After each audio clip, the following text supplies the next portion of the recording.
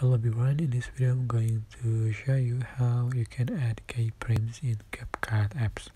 So it is super simple tutorial and I think this is for beginner.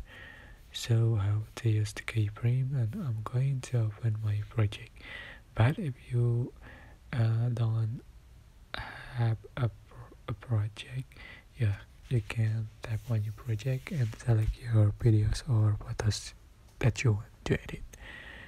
Alright, I'm going to open my project and I'm going to add a keyframe to make the zoom effect. So you can tap the clip and you can see the keyframe button. Just click on it.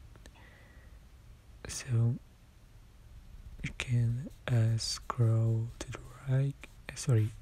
You can swipe to the right and you can resize the clip. So but 2 fingers, and you can see the keyframe automatically added. So swipe to the right again and resize.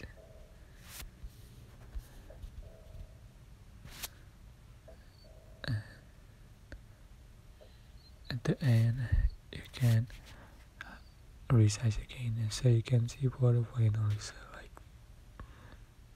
this.